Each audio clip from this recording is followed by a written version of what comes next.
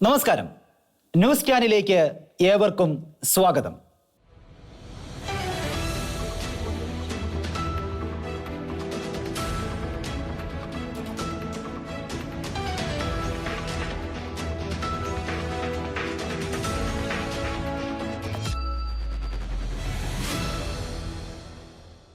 പശ്ചിമേഷ്യ ഒരു ഘോര യുദ്ധത്തിലേക്ക് ചെന്നെത്തുമോ എന്ന വല്ലാത്ത ഭയാശങ്കകൾ ലോക മനുഷ്യരുടെ ദിനരാത്രങ്ങളിലേക്ക് നിറച്ചുകൊണ്ടാണ് ഈ ആഴ്ച കടന്നുപോകുന്നത്.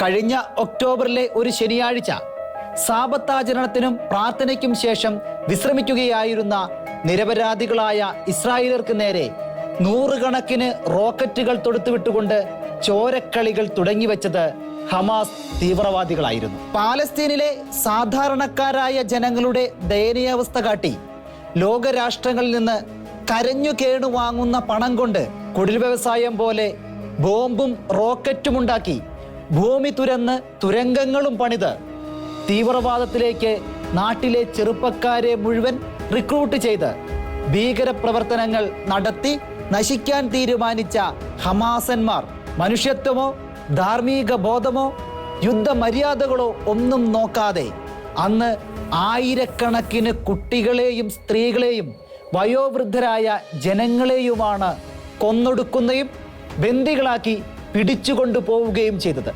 ഹമാസ് തീവ്രവാദികൾ കൊന്നുകളഞ്ഞ തങ്ങളുടെ പൗരന്മാർക്ക് വേണ്ടി പകരം ചോദിക്കാനും ബന്ദികളാക്കിയവരെ തിരികെ കൊണ്ടുവരുവാനുമായി ഇസ്രായേൽ നടത്തിക്കൊണ്ടിരിക്കുന്ന ജീവൻ മരണ പോരാട്ടമാണ് ഇപ്പോൾ ഒരു വാർഷികത്തിലേക്ക് എത്തുന്നതും.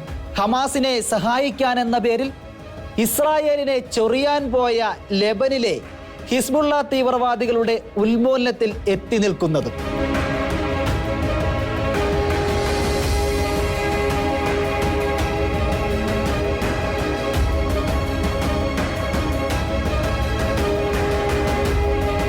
തങ്ങളുടെ സാങ്കേതിക വിദ്യാ മികവ് കടം കൊണ്ടുള്ള അമേരിക്ക അടക്കമുള്ള ലോകത്തിലെ സമ്പൂർണ്ണ രാഷ്ട്രങ്ങളൊക്കെ ഇസ്രായേലിനോട് വലിയ കടപ്പാട് സൂക്ഷിക്കുന്നവരാണ്.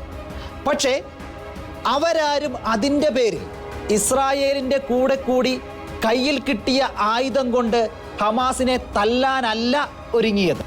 മറിച്ച് വല്ലവിധേനയും യുദ്ധം അവസാനിപ്പിക്കാനുള്ള സമവായ ചർച്ചകളിലേക്കായിരുന്നു അവർ ശ്രമിച്ചത്. എന്നാൽ ഇറാൻ, ലെബനൻ, യമൻ, സിറിയ തുടങ്ങിയ ഇസ്ലാമിക തീവ്രവാദത്തിന് പാലൂട്ടുന്ന പല രാഷ്ട്രങ്ങളും അവർ ചൊല്ലും ചെലവും കൊടുത്തു പോറ്റുന്ന തീവ്രവാദികളും കിട്ടിയ അവസരങ്ങളിലെല്ലാം ഇസ്രായേലിന്റെ നേരെ തിരിയാനാണ് നോക്കിയത്. അല്ലാതെ മരിച്ചു വീഴുന്ന ഒരു ഫലസ്തീൻ സിവിലിനെ കുറിച്ച് അവർ ഖേദിച്ചതേയില്ല. പാലസ്തീന്റെ പ്രാരാബ്ധങ്ങളെ ഹമാസ് തീവ്രവാദികൾ മാർക്കറ്റ് ചെയ്യുന്നത് പോലെ തന്നെയാണ് ലെബനന്റെ ഗതികേടുകളെ ഹിസ്ബുള്ള തീവ്രവാദികളും യമന്റെ വല്ലായ്മകളെ ഹൂത്തി ഭീകരന്മാരും പരമാവധി മുതലെടുത്തത്. എന്നിട്ടവർ നെറ്റിയിൽ സ്വാതന്ത്ര്യ സമര പോരാളികൾ എന്നൊരു ലേബലും ഒട്ടിച്ച് ഇസ്ലാമിക സഹോദരന്മാരുടെ അജ്ഞതയെ ചൂഷണം ചെയ്ത് മത തീവ്രവാദത്തിന്റെ പേരിൽ ഹമാസിനൊപ്പം നിന്ന് ഈ 300-ൽ അധികം ദിവസങ്ങളായി ഇസ്രായേലിനെതിരെ വെല്ലുവിളിച്ചും പ്രമേയമിറക്കിയും റോക്കറ്റ് അയച്ചും കപ്പൽ റാഞ്ചിയും ഇസ്രായേൽ ഹമാസ് യുദ്ധത്തിൽ ആകുന്നത്ര ആക്റ്റീവായിക്കൊണ്ടിരുന്നു. അപ്പോഴൊന്നും അവരുടെ ചെയ്തികളെ തള്ളിപ്പറയാനോ ചെയ്യുന്നത് തീക്കളിയാണെന്ന് പറയാനോ അവരെ നിയന്ത്രിക്കാനോ UN അടക്കമുള്ള ആരും തന്നെ മുന്നോട്ട് വന്നില്ല. ഹിസ്ബുള്ളകളാകട്ടെ സാധാരണക്കാരായ ലെബനീസ് പൗരന്മാരുടെ വീടിന്റെ ഗാരേജുകളിലും ലിവിംഗ് റൂമുകളിലും ഹിസ്ബുള്ളകൾ ഒളിപ്പിച്ചു വെച്ചിരുന്ന 10,000-കണക്കിന് മിസൈലുകളും റോക്കറ്റുകളും ഒന്നിനു പുറകെ ഒന്നായി ഇസ്രായേലിന്റെ നേരെ തൊടുത്തു വിടുകയായിരുന്നു. ഹമാസ് ഭീകരന്മാരിൽ ഭൂരിപക്ഷവും മരിച്ചു വീണിട്ടും ചോരക്കൊതി തീരാതെ ഹമാസ് വെറിപോണ്ട് കഴിയുമ്പോൾ കിട്ടിയ അവസരം കൃത്യമായി പ്രയോജനപ്പെടുത്തിക്കൊണ്ട് സിറിയയിലെ ഭൂമിക്കടിയിൽ ഇറാൻ സ്ഥാപിച്ചിരുന്ന മിസൈൽ ഫാക്ടറികൾ അതിനിടയിൽ ഇസ്രായേൽ തച്ചുടച്ചു കളഞ്ഞു.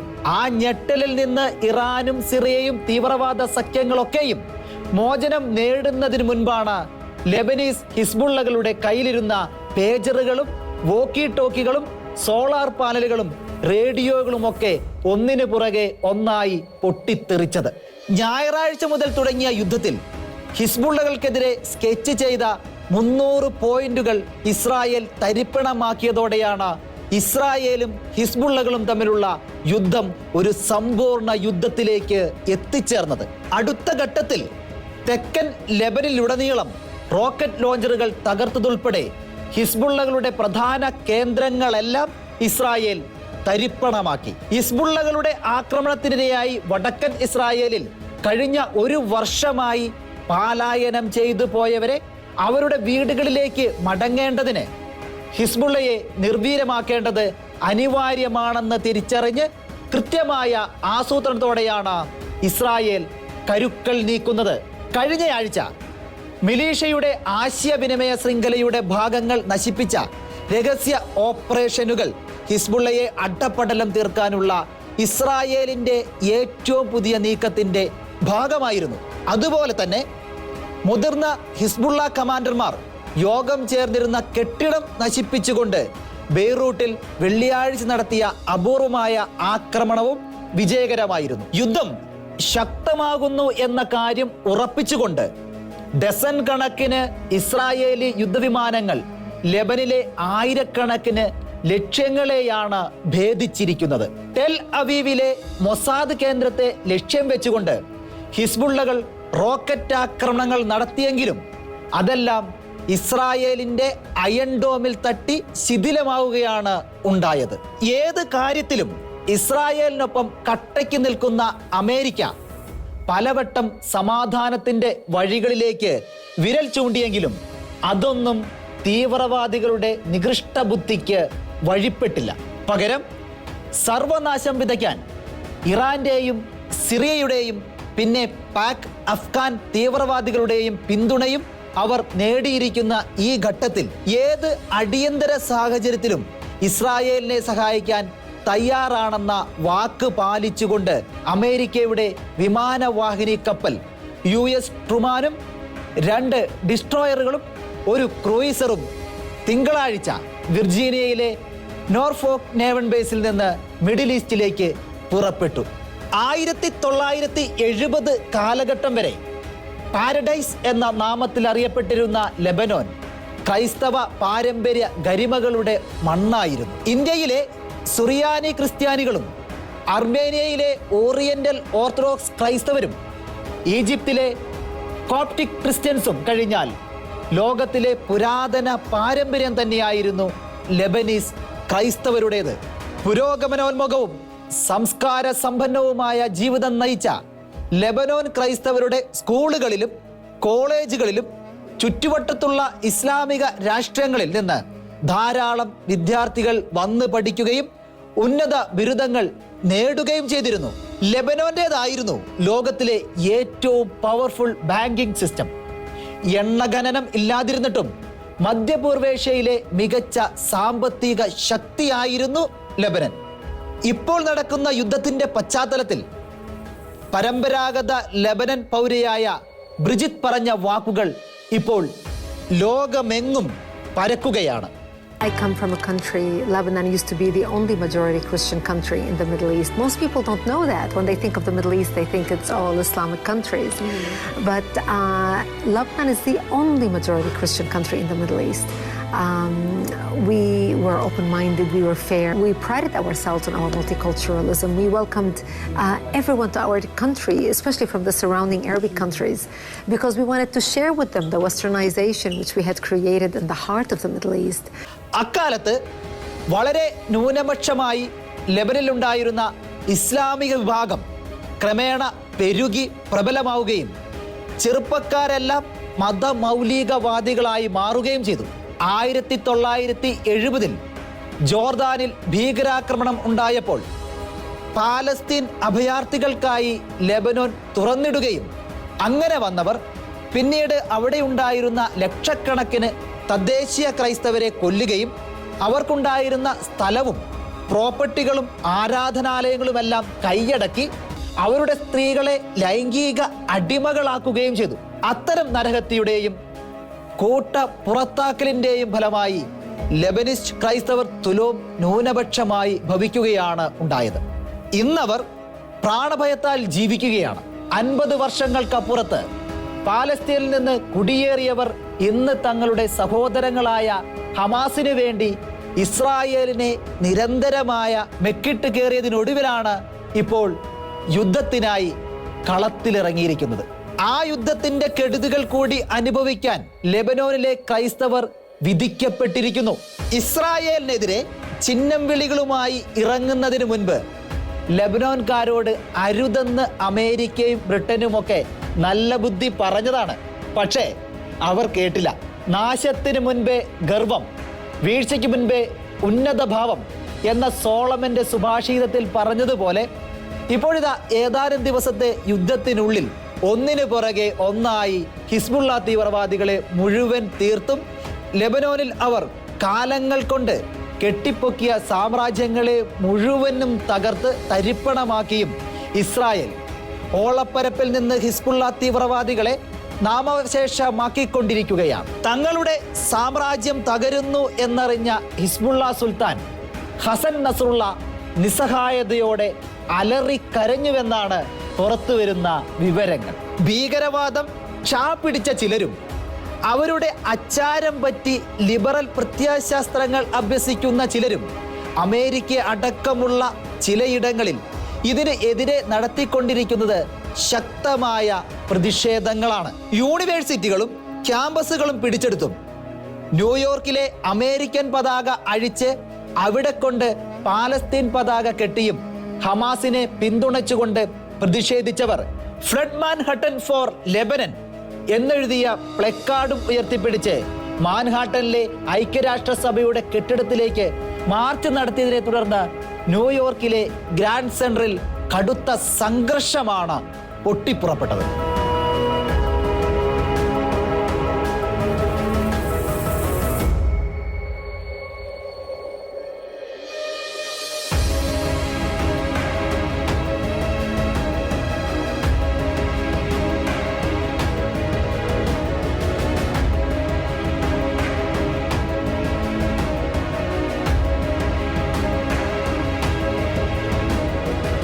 ഒക്ടോബർ 7 ഇസ്രായേലിൽ കയറി നിരപരാധികളെ കൊന്നപ്പോഴോ സ്ത്രീകളെ ക്രൂരമായി ബലാത്സംഗം ചെയ്തപ്പോഴോ അവരെ ക്രൂരമായി വലിച്ചിഴച്ച് ട്രക്കിലിട്ട് കൊണ്ടുപോയപ്പോഴോ തോന്നാതിരുന്ന നോവും വേദനയുമായിരുന്നു തീവ്രവാദികൾ തങ്ങളുടെ കയ്യിലിരിപ്പിന്റെ ഗുണം കൊണ്ട് കൊല്ലപ്പെട്ടപ്പോൾ ഈ ലിബറൽ വാദികൾക്കും ഇടതന്മാർക്കും ഉണ്ടായത്.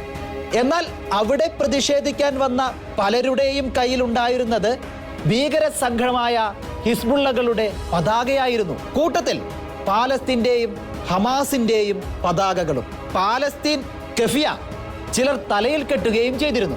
മുൻപ് ഇറാഖിൽ ക്രൈസ്തവരെയും യസീദികളെയും കൂട്ടക്കൊല ചെയ്തപ്പോഴും അവരുടെ സ്ത്രീകളെ അതിക്രൂരമായി പീഡിപ്പിച്ചപ്പോഴും എന്തിനെ മുസ്ലിം മതസ്ഥരെ അടക്കം ശരീഅത്ത് നിയമം നടപ്പാക്കി കല്ലെറിഞ്ഞു കൊന്നപ്പോഴും അന്ന് ആ കാര്യം ഉയർത്തി ഒന്ന് പ്രതിഷേധിക്കാനോ പ്രമുഖ നഗരങ്ങൾ സ്തംഭിപ്പിക്കാനോ ആരും ഉണ്ടായിരുന്നില്ല. ഇപ്പോഴിതാ തീവ്രവാദികൾക്ക് നൊന്തതിന് അവർ പ്രതിഷേധിക്കാൻ ഇറങ്ങിയിരിക്കുന്നു.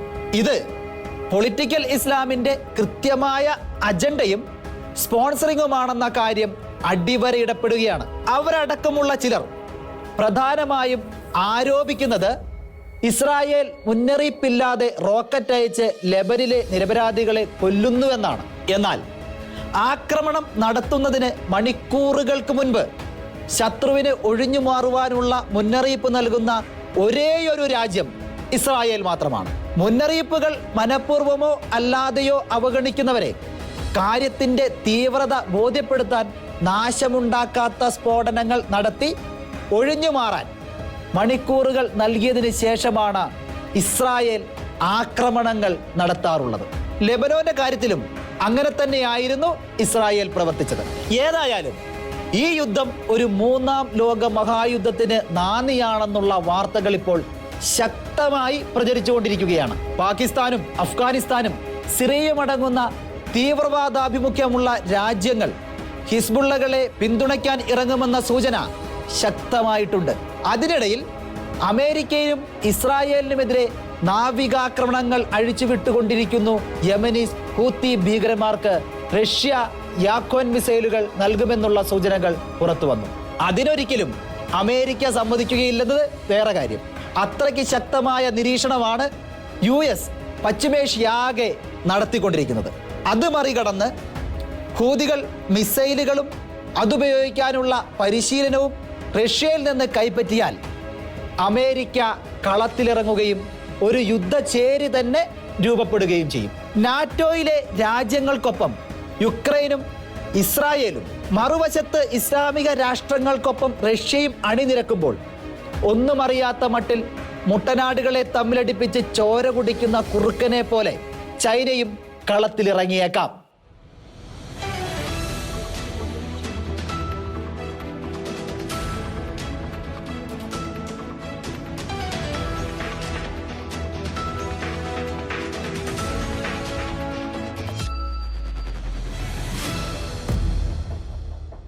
ഇപ്പോൾ കേന്ദ്ര സർക്കാർ കൊണ്ടുവന്നിരിക്കുന്ന വഖഫ് ഭേദഗതി നിയമം കൃത്യമായ സമയത്ത് തന്നെയാണ്.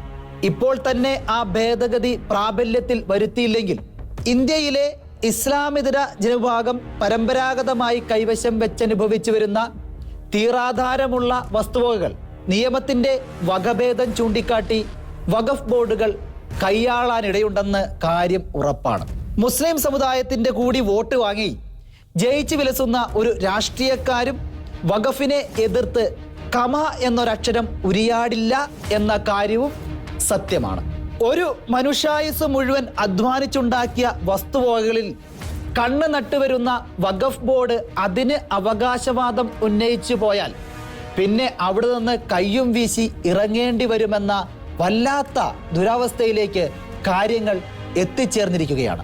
പ്രധാനമായി ഹൈന്ദവരും ക്രൈസ്തവരും തിങ്ങിപ്പാർക്കുന്ന സ്ഥലങ്ങൾ ആസൂത്രിതമായി പിടിച്ചെടുക്കുന്നതിനുള്ള നീക്കങ്ങളാണ് വഖഫ് ഇപ്പോൾ നടത്തിക്കൊണ്ടിരിക്കുന്നതെന്ന് പറയാതെ തരമില്ല. അക്കാര്യം ഉറപ്പിക്കുന്ന വിധത്തിൽ ഓരോ ദിവസവും പുതിയ പുതിയ ക്ലെയിമുകളുമായി വഖഫ് ബോർഡ് വന്നുകൊണ്ടിരിക്കുന്നു. ഇസ്ലാമിക വഖഫ് ബോർഡിന്റെ അങ്ങേയറ്റം അന്യായവും നീതിരഹിതവുമായ ഈ തള്ളിക്കയറ്റങ്ങൾ നിമിത്തം ഇന്ത്യയൊട്ടുക്കം പല സ്ഥലങ്ങളിലും നിരവധി പാവങ്ങൾ ഇപ്പോൾ കുടിയിറക്ക് ഭീഷണിയിലാണ്. രാഷ്ട്രീയക്കാർ ഈ അതിക്രമികൾക്ക് ഒത്താശ പാടുമ്പോൾ തങ്ങൾ ജനിച്ചു വളരുകയും 3ഉം 4ഉം തലമുറകളായി ജീവിക്കുകയും പട്ടയമുള്ളതുമായ ഭൂമിയിൽ നിന്ന് എപ്പോഴാണ് തങ്ങളെ പുറത്താക്കാൻ പോലീസ് പട വരുന്നതറിയാതെ കുഴയുകയാണ് എറണാകുളം ജില്ലയിലെ ചെറായി മുനമ്പം മേഖലയിൽ താമസിക്കുന്ന 650ഓളം കുടുംബങ്ങൾ. മുനമ്പത്ത് മാത്രമായി 150ഓളം വരുന്ന മത്സ്യത്തൊഴിലാളി കുടുംബങ്ങളാണ് തങ്ങൾ ജനിച്ചു വളർന്ന വീടുകളും തങ്ങളുടെ ഇടവക പള്ളിയുമൊക്കെ വിട്ട് ഓടിപ്പോകേണ്ട ദുരവസ്ഥയിൽ എത്തിച്ചേർന്നിരിക്കുന്നത്. മുമ്പ് ചെറായിയിൽ ഷെക്കൈന ന്യൂസ് നേരിട്ടെത്തി കുടിയിറക്ക് ഭീഷണി നേരിടുന്ന അവിടുത്തെ ജനത്തിന്റെ ആവലാതികൾ ജനങ്ങളുടെ മുന്നിലേക്ക് എത്തിച്ചിരുന്നു. വീണ്ടും ഷെക്കൈന ന്യൂസ് മുനമ്പത്തെത്തി അവിടുത്തെ ജനങ്ങളെ എല്ലാം ചേർത്ത് പിടിച്ച് അവരുടെ വികാരങ്ങൾ മുഴുവൻ ഒപ്പിയെടുത്തുകൊണ്ട് ഞങ്ങൾക്കും ചിലതൊക്കെ പറയാനുണ്ട് എന്ന പരിപാടിയിലൂടെ അക്കാര്യങ്ങൾ അധികാരവർഗത്തിന്റെയും പൊതുസമൂഹത്തിന്റെയും മുന്നിലേക്ക് എത്തിച്ചു. എൻ്റെ ജീവിതത്തിൽ ഇത് ആദ്യമായിട്ട് കേൾക്കുന്ന ഒരു സംഭവമാണ് ഞാൻ. പക്ഷെ ഞാനിവിടെ കടന്നു വന്ന ഈ സംഭവം ഒരു ഭയങ്കര ദയനീയ അവസ്ഥയാണ്. കാരണം കടലിന്റെ മക്കൾ ഒരു പട്ടാളക്കാരെ കൂട്ടാണ് ഇവിടുത്തെ സർക്കാർ പറഞ്ഞിരിക്കുന്നത്. പക്ഷെ അതൊന്നും നമ്മുടെ ഈ ഇടയിലായിട്ട് ഞങ്ങൾ കണ്ടിട്ടില്ല. പിന്നെ വെള്ളപ്രളയം വരുമ്പോൾ അവരെ രക്ഷിക്കാനും കൊടുങ്കാറ്റ് വരുമ്പോൾ അവരെ ഓടിച്ചെന്ന് രക്ഷിക്കാനും അങ്ങനെ 100 ആൾക്കാർ ഈ വടക്കുവശം താമസിക്കുന്നുണ്ട് കേട്ടാ സാറേ. ഞാനത് എൻ്റെ അറിവിലുള്ള കാര്യമാണ് ഞാനീ പറയുന്നത്. ഞാനിവിടെ വരുമ്പോഴൊക്കെ കംപ്ലീറ്റ് ചെറ്റപ്പരായിരുന്നു. ഇവിടെ മതിലുകളൊക്കെ ഒന്നും ഉണ്ടായിരുന്നില്ല. ഏത് വീടിന്റെ മുമ്പിൽ കൂടി പോയാലും നമുക്ക് ഏത് സ്ഥലത്ത് വേണമെങ്കിലും എത്താം. റോഡുകളൊന്നും ഉണ്ടായിരുന്നില്ല. കടൽ വന്ന് ഇടിച്ചിരുന്ന വെച്ചാൽ ഇപ്പം ഈ റോഡ് കാണുന്ന സ്ഥലത്താണ് കടൽ വന്ന് ഇടിച്ചിരുന്ന വെച്ചത്. അന്ന് ഇത്തല് വാരിയൊക്കെയാണ് ഞങ്ങൾ ജീവിച്ചിരുന്ന വെച്ചത്. ഞങ്ങളുടെ ഈ ഫാറൂഖ് കോളേജിൻ്റെ ഇരുന്ന് ഞങ്ങൾക്ക് ഈ സ്ഥലം എഴുതി കിട്ടിയതിന് ശേഷമാണ് ഞങ്ങൾക്ക് വീടിന് ഈ നമ്പറൊക്കെ കിട്ടിയത്. വീടിന് നമ്പറും സ്ഥലത്തിന് ഈ കരമൊക്കെ അടക്കാൻ പറ്റിയതിൻ്റെ പേരിലാണ് ഇവിടെ കറണ്ട് വന്നത്. കറണ്ട്, വെള്ളം ഇതെല്ലാം വന്ന് ഇപ്പം ഇവിടെ ബീച്ചൊക്കെ വന്നു കഴിഞ്ഞപ്പോൾ ഞങ്ങൾ ഇപ്പം ബീച്ചുകാരായി.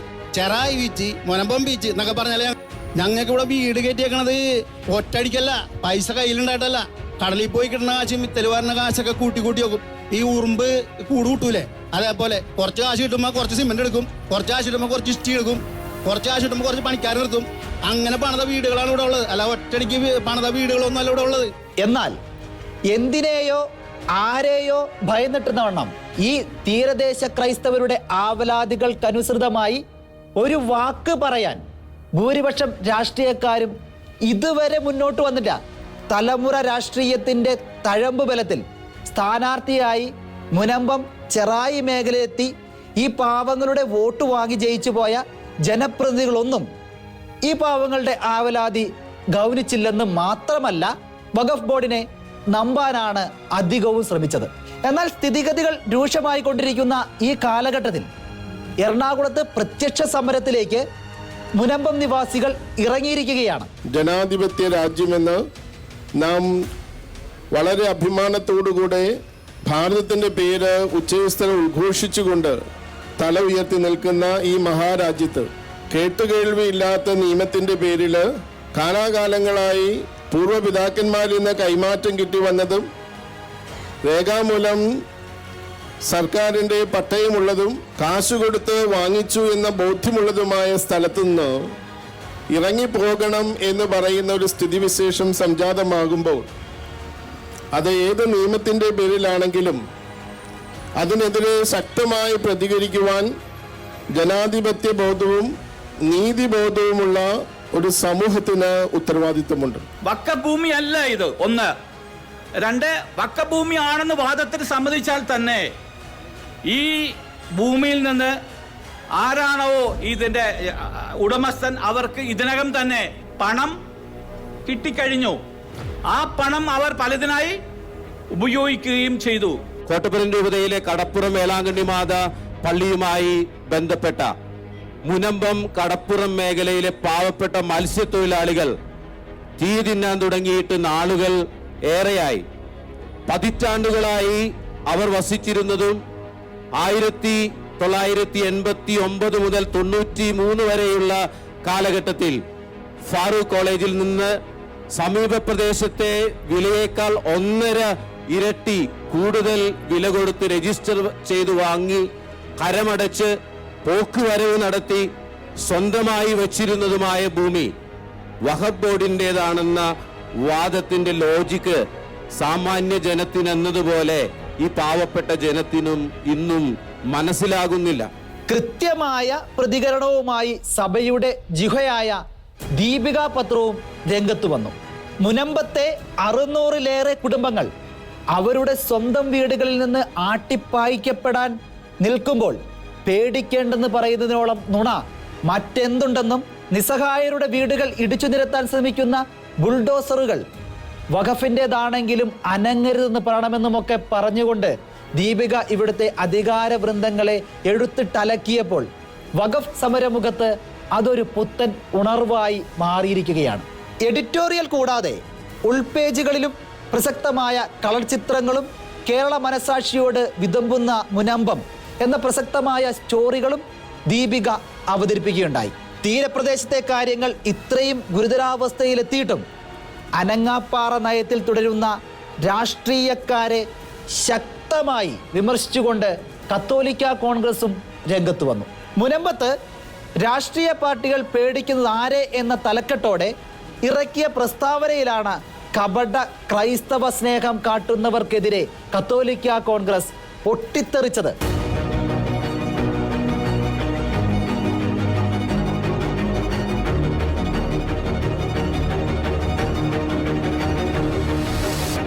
ഷെക്കൈന ന്യൂസിന്റെ ഞങ്ങൾക്കും ചിലതൊക്കെ പറയാനുണ്ട് എന്ന പരിപാടിയിലൂടെ ഈ വിഷയത്തെ ശക്തമായി അവതരിപ്പിച്ച ഫാദർ ജോഷി മയ്യാറ്റിൽ മുനമ്പത്ത് വെച്ച് പറഞ്ഞ വാക്കുകൾ അങ്ങേയറ്റം ശ്രദ്ധേയവുമാണ്.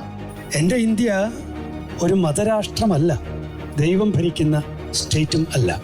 ഇവിടെ ഇന്ത്യൻ ഭരണഘടനയെ നോക്കുകുത്തിയാക്കിക്കൊണ്ട് ഇന്ത്യൻ പൗരന്മാരുടെ മേൽ കടന്നു കയറാൻ കഴിയുന്ന അധികാരാവകാശങ്ങളുള്ള നിയമനിർമ്മാണം നടത്തിവെച്ചിട്ട് വഖഫ് ബോർഡിന് അത് ഏൽപ്പിച്ചിട്ട് ആ വഖഫ് ബോർഡിൻ്റെ മുൻപിൽ, അതായത് ഒരു മുസ്ലിം പ്രസ്ഥാനത്തിൻ്റെ മുൻപിൽ, അതും അതൊരു സ്റ്റാറ്റ്യൂട്ടറി സംഗതിയായിട്ട് വെച്ചുകൊണ്ട്, എല്ലാവരെയും ബാധിക്കുന്ന രീതിയിൽ വെച്ചുകൊണ്ട് അതിനു മുൻപിൽ പോയി ഞാൻ കേഴേണ്ട ഒരു ഗതികേട് ഒരു ഇന്ത്യൻ പൗരന് വരുന്നു. ഈ തിരിച്ചറിവാണ് എന്നെ ഞെട്ടിച്ചത്. ഒരു മതം സർക്കാരിൻ്റെ സ്വന്തം മതം പോലെ നിന്ന് മറ്റു മതസ്ഥരെയൊക്കെ വിഴുങ്ങാൻ, അത് ഇന്ത്യയല്ല, അത് ഇന്ത്യ എന്ന ആശയമല്ല. കോൺഗ്രസ്, രാഹുൽ ഗാന്ധി സ്ഥിരം പറയുന്ന the idea of India, India എന്ന ആശയത്തിന് കടക വിരുദ്ധമാണ് ഈ വഖഫ് ആക്റ്റും അതിൽ നിന്ന് ഉളവാകുന്ന ഈ കൺഫ്യൂഷൻസ്. ഞാൻ ഈ മണ്ണിൽ ഓടിക്കളിച്ച് വളർന്നവളാണ്. ഈ മണ്ണ് ശരിക്കും തീയാണ്, വെയിലുദിച്ച് വരുമ്പോൾ തീച്ച മണ്ണായിരുന്നു, തീ മണ്ണ്. ആ മണ്ണിൽ ഓടിക്കളിച്ച് വളർന്ന് അവിടെ തൈക്കൾ വെച്ച് അങ്ങനെ ഒരുപാട് കഷ്ടപ്പെട്ടാണ് ഇതിനെ ഭൂമിയാക്കി എടുത്തത്. ചുള്ളിമുള്ളുകളായിരുന്നു. ആ ചുള്ളിമുള്ളുകളിൽ നിന്നാണ് ഞങ്ങൾ ഇതിനെ നന്നാക്കിയെടുത്ത് തൈ വെച്ച് തെങ്ങ് വെച്ച് അത് കഴിഞ്ഞ് കാശ് കൊടുത്ത് വാങ്ങിച്ച് അതെല്ലാം കഴിഞ്ഞ് കഴിഞ്ഞപ്പോൾ ഭഗവത് എന്നും പറഞ്ഞൊരു കൊള്ളസംഘം വന്നാൽ ഞങ്ങൾ എന്ത് ചെയ്യും? ഞങ്ങൾ ആരോട് പറയും? അച്ഛൻ പറഞ്ഞ വാക്ക് തന്നെയാണ് ഇതിൻ്റെ ഏറ്റവും വലിയ ഒരു അവരുടെ ടാർഗറ്റ് എന്തെന്ന് വെച്ച് കഴിഞ്ഞാൽ ഈ വികസനം കണ്ടതിന് ശേഷമാണ് ഇവരിവിടെ വന്നിരിക്കുന്നത്. ഞാനൊരു പ്രവാസിയാണ്. എനിക്കിവിടെ ഒരു 3-4 വീടുണ്ട്. ഞാനതൊരു ഹോം സ്റ്റേ ചെയ്യാൻ വേണ്ടി ശ്രമിച്ചപ്പോഴാണ് എനിക്ക് മനസ്സിലാവുന്നത് ഇതൊന്നും എൻ്റെ പേരിലല്ലെന്ന്, ഇതെല്ലാം വഖഫിൻ്റെയാണ്. അങ്ങനെയാണ് ഞാൻ അല്ലാതെ ഞാൻ ഇതിനകത്ത് അങ്ങോട്ട് സജീവമായിട്ട് നിന്നിരുന്നില്ല.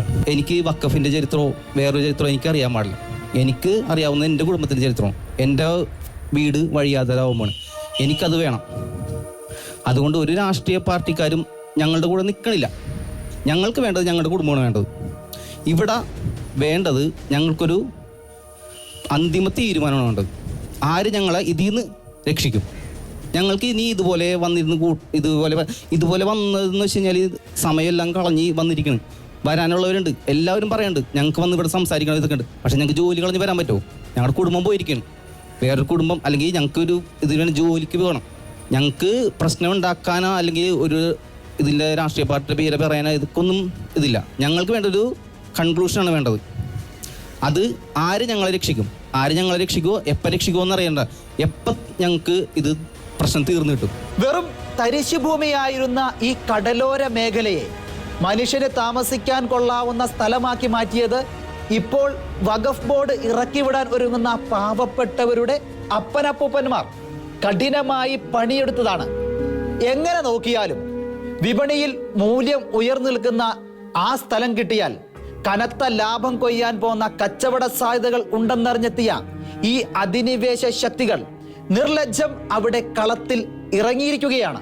വഖഫ് നിയമ ഭേദഗതി അടിയന്തരമായി നടപ്പിലാക്കേണ്ടത് തന്നെയാണ്.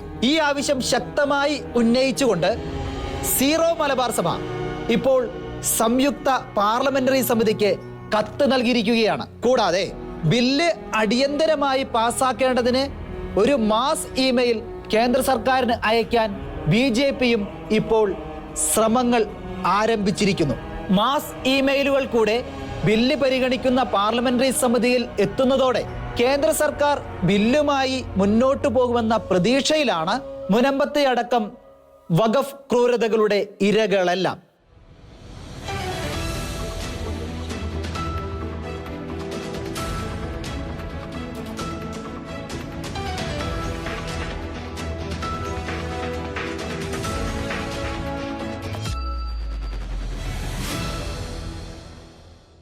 ന്യൂസ് ക്യാൻ ഇനി അടുത്തയാഴ്ച.